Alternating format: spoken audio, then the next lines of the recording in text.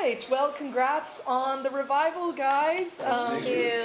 If you could, I'm just wondering how you were, at what point in development you were brought on, and what point you guys were made aware and brought on to return to your characters. You know, if you just want to. Sure. I mean, I think like the rumors and feelings of there may be like a revival been around for a long time, and the internet probably started some, and maybe even heard some real things. But I was brought, so Greg and Mike had finally made a decision to pull the trigger. This would have been right before the strike, so I forget the year. That's like 2023 maybe, I guess.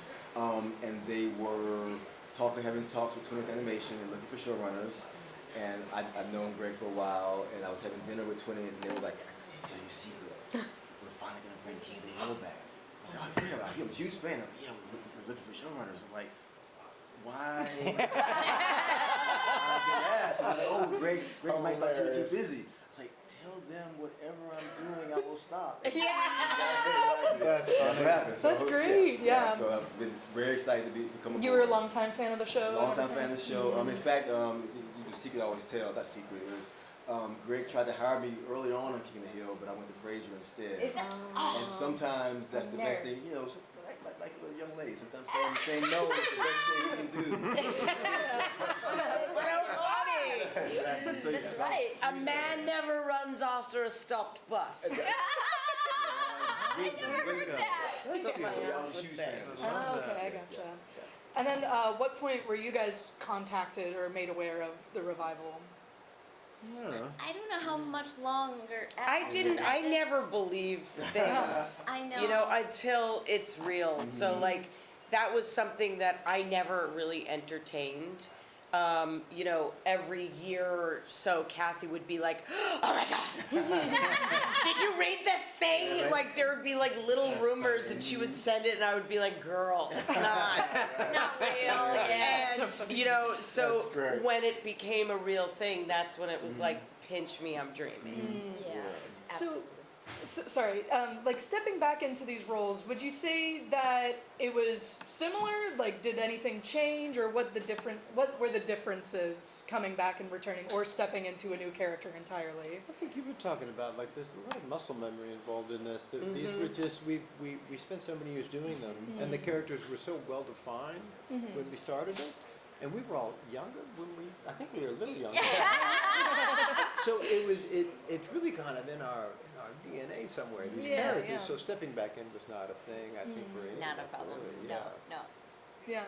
If anything, I think it was just a little bit scary just in the beginning before we talked to Saladin about what the voice would sound like, because I remember. Do you guys remember that Greg Daniels, after I don't remember how many years, but had us go back and listen to our voices in the pilot? I don't know if you ever had to do that, but because my voice had, like some of the voices started to drift a little bit, and he really wanted us to get back to the original, especially for Min, because I was channeling my grandma, and my grandma's voice was actually a lot gruffer and lower, but he wanted it to be more that passive-aggressive, really sweet, but mean, and so I made it higher. Anyway, I just feel like once Saladin kind of made us all feel confident about how we would sound now, then it was just like riding a bike. Yeah, that's great. Well, question for you. So, the show ended in 2013, almost a 16-year hiatus now. Or wait, did I get that right? Yeah, something like that. How did you go about readapting the show to today's world? Right. So it was very important, to Greg and Mike, for the show to keep the core of what fans grew to love about it, right? The heart, the characters, hopefully representing a unifying voice, in a divided country sometimes, but not being too political though, but still focused on the characters. So all that was what we wanted to make sure we kept. And Greg and Mike stayed very involved early on when we first started to make sure that consistent tone was there. Ran every story idea past them, and they would always give their notes and thoughts. And to me, that was very important in making it feel like, the original and have that same DNA. And then from there, it was really keeping the show grounded. I've said earlier, learning what the rules of the world were, and then putting those rules in today's context and seeing which rules still held true and which ones could be broken. Yeah. Could you give an example about like some of those rules that might have changed or stayed the same? I knew you were gonna ask that. Student. So let me think.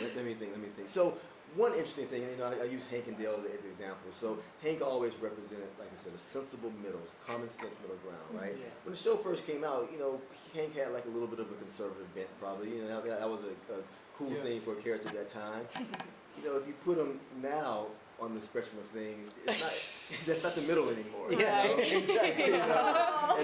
so we want to stay true to that character, right? But then, Hank now finds himself representing a part of the spectrum that he may not be comfortable with. So we got to figure out, okay, so what are the rules for that now? So maybe Hank can, do some things. I don't want to do too many spoilers, but maybe do something that the old Hank wouldn't do. I Right? see. But it makes more sense now because his heart's still in the right place, so maybe he can do it now. So Well, he was always like, it feels like Hank was always rigid when it came to Bobby, Right. but he was actually nimble the way a good parent needs to be. Yeah, of course. And which is really sweet. And also you're reminding me of the episode that Hank found his doppelganger. Oh, right. Yeah. Remember? And Chelsea, that wonderful actor, Chelsea. Oh, right. Who played the man who played his, like, they met at a gas station, they like broed out, they had a total bromance. Yeah, it was so sweet. But that's, that's really interesting. That excites me for people to see the reboot, like the extension of the show because of who Hank is at his core. Yeah, exactly. And the same applies to Dale as well. In the original run, Dale represented the fringe, right? In terms of conspiracy theories and things like that. Yeah. Now, real life is so far. Yeah. Right? It's brought Dale more to the center. Exactly. Totally. That's kind of interesting. Gang. As well. Yeah. I see. Well, I found it interesting that, not to call you out or anything, but none of you guys are from Texas. So what do you think goes into grounding the show in Texan culture and as actors, what you guys may have brought to these characters as outsiders to the state? I know for me, I had an uncle, my Uncle Tom Rollins, who's since passed away, but he lived in Houston. He's from Montana, lived in Houston, and he was kind of the inspiration for cotton. I mean, it was Tom was maybe 2 inches. Uncle Tom's about 2 inches taller than the real cotton. So Tom was a short guy, but he was a Pennzoil guy for a long time in Houston, off San Felipe Drive. Him and Aunt Mary lived there, but just knowing him, and then I'm from Iowa, so it's just sort of straight up from Dallas. Yeah, I got you. And there's a real similar accent. If you go farther south, it's a Texan accent, but that Midwest sort of slightly dipped down there. It goes pretty much straight from Iowa right on down to Dallas, and that loop in there, that's a very similar thing. So I knew that if I could get Uncle Tom kind of in there, and also make him a nut, then I was pretty like close you. to that. So many nuts in the state. You're welcome. Aren't you supposed to say Iowa? Iowa, no one in Iowa says Iowa. I mean, know the music. I am not from Texas. I'm not a boy. Right. I mean, it's every. Yeah, you had the longest drive. Yeah. You had the longest drive to work. Yes. Yeah. Very well said. It was. I remember going to the audition, and Mike and Greg were there, and Greg was like, "I'm not being rude, but I need to turn around." And he turned his back to me. So That's just so his voice. smart. Yeah. That's an old school, voice Yeah, actor and he audition. just looked at the sketch Yeah, of that's so Bobby smart. on the board. Fit. And I was just like, I remember because it was just an audition. Nobody told me what it was going to be. And they were like, okay, here's the sides. It's a 12-year-old boy from Texas. And I was like, damn it. I should have watched Badlands last night. Give me a little heads up. You just know how to do that accent though? That's hilarious. I mean, I love it. I guess. You just pulled it out. It worked. Yes. And for me, I was really lucky because being from Laos, you know, like we didn't fit in, and that was my experience growing up too as a little kid. I was sort of pulled in, like Connie, because only Asian family in the whole town. Yeah. What town did you grow up? Highland Park, Illinois. It's like 97% Oh my God, Jewish. that's right. 97% Jewish. With Susie, wow. I'm Leslie, honorary. Josh, all of Yes, that. That's exactly, Rachel. Highland Park, Illinois. Exactly. You put the soap in the dispenser. Oh my God. Oh, sorry. Did you have an answer for that? Oh, Sure. I mean, look, sorry. Greg and Mike would always do a little field trip to Austin in the first part of the show, right. so that all the writers could immerse themselves as much as possible in Texas culture, right? You know, and then take those things back. And before we did this renewing of the show, we went to Dallas. And did a similar thing, just to kind of pull, and also from the point of view of what it changed over the time, so we can talk about those things as well. I'm from Alabama originally, Right. which gives me Southern cred, but Yeah. but enough to know the difference between Alabama and Texas in terms of I'm the one saying, well, that's a Texas accent, not Alabama accent. Oh, you know? interesting. So Yeah. just being from the South gives me a little appreciation though of what makes Right. Texas unique. Yeah, I gotcha. Well, one more question.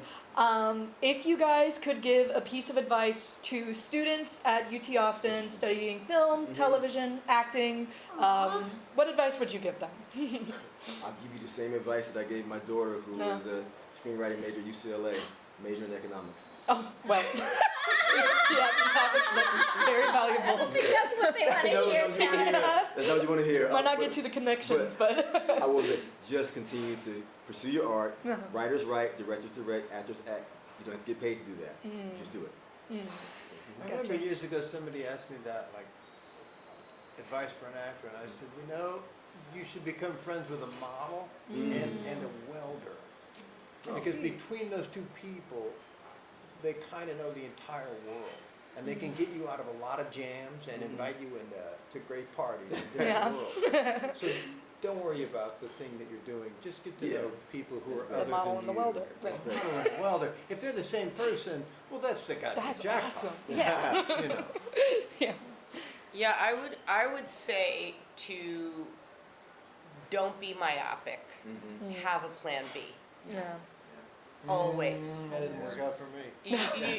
You need to, because it's like Sal said, you have everything in a camera, in a phone, Right. in a company, and you guys can all create everything.